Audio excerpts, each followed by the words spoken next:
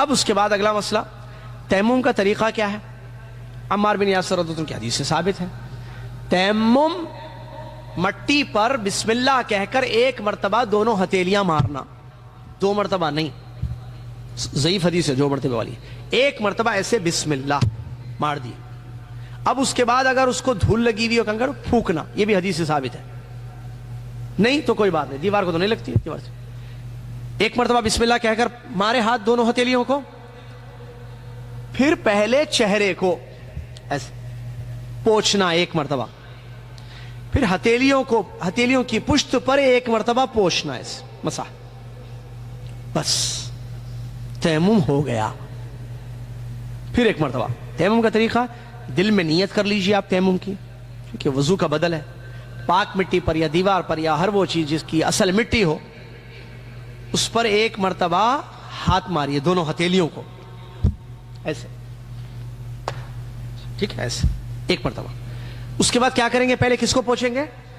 چہرے کو، اس کے بعد دونوں ہتھیلیوں کو ایک مرتبہ پوچھیں گے۔ یہ تیمم کا طریقہ ہے جو متفق علیہ حدیث ہے بخاری مسلم کی، اور عمار ابن یاسر رضی اللہ تعالیٰ عنہ حدیث کے راوی ہیں۔ تو یہ تیمم کے بارے میں مسئلہ بتایا گیا ہے۔ اسی کے ساتھ یہ مسئلہ ختم ہوا۔ ایک بڑا اہم مسئلہ بتا کر ہم اپنے اس درس کو ختم کر دیں، اور وہ ہے طہارت میں شک کرنا۔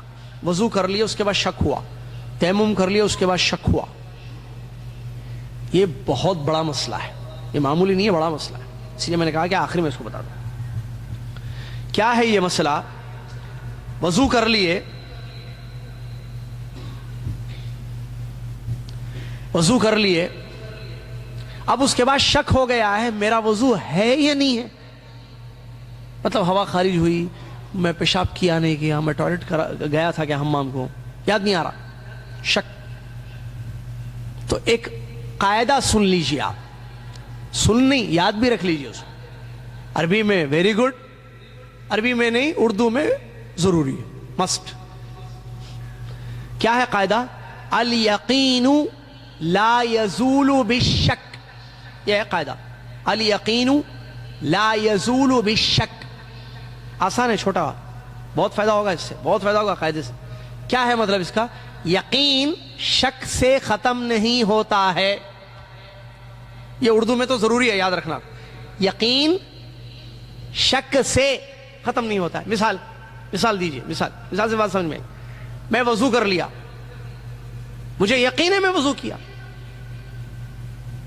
اس کے بعد مجھے شک ہو رہا ہے میرا وضو ٹوٹا کیا، میں واش روم گیا تھا کیا، شک۔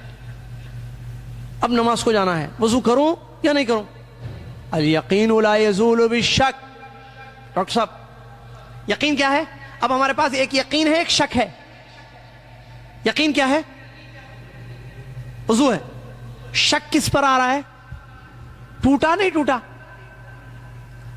کیا کریں گے؟ شک کو ختم کریں گے، یقین پر عمل کریں گے، جا کر نماز پڑھ لیں گے۔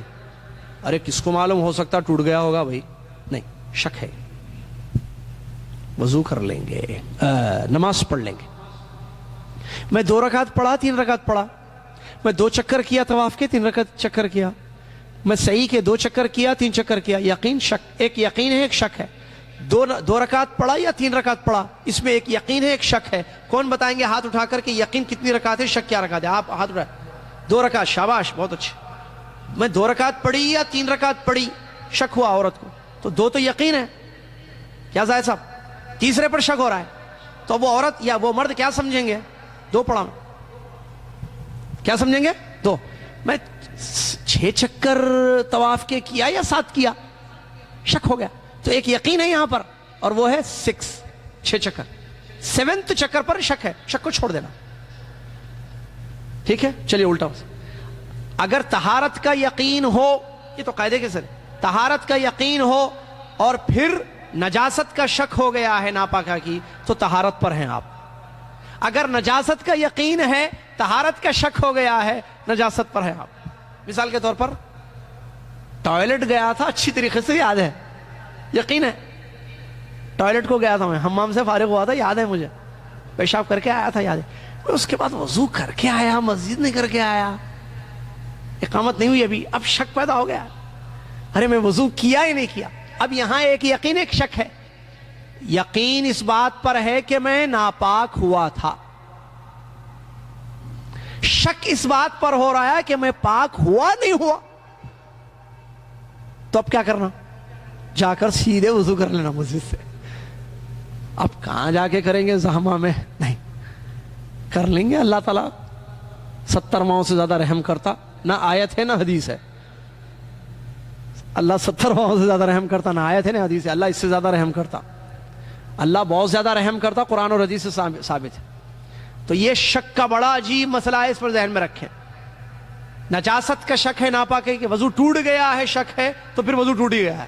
وضو کرا میں نے وضو کیا ہے، یقین ہے تو وضو آپ نے کیا ہے. یہی مسئلہ غسل کا بھی ہے.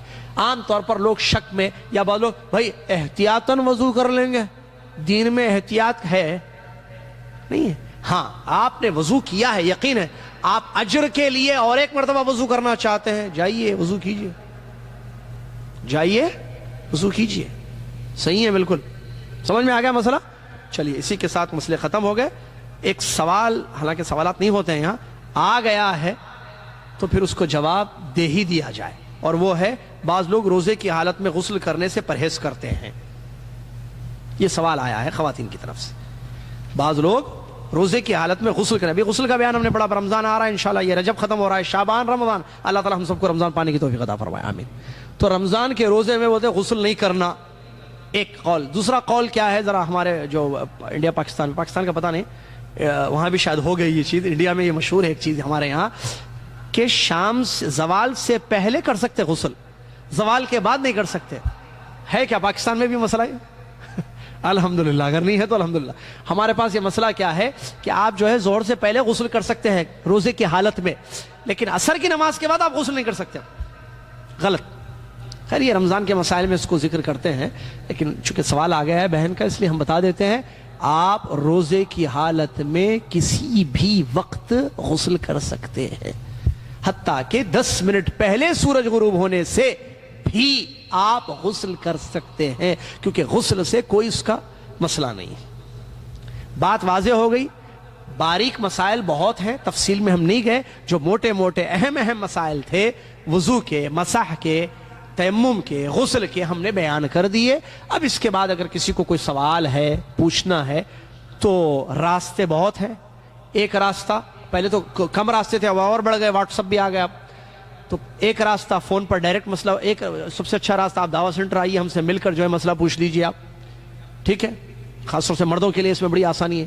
عورتیں جو ہے فون پر پوچھ لیں، یا عام راستہ جو سب کے لیے ہے سوالات پوچھنے کا، phone, SMS messages, WhatsApp, mail, یہ راستے ہیں جس سے آپ آسانی سے اپنے سوالات ہم تک پہنچا سکتے ہیں، اور اللہ نے چاہا تو ان کا جواب بھی دیا جا سکتا ہے. جزاکم اللہ خیر. اسی کے ساتھ الحمدللہ یہ 12واں علمی دورہ جو ہم نے شروع کیا تھا الحمدللہ آج یہاں ختم ہو گیا.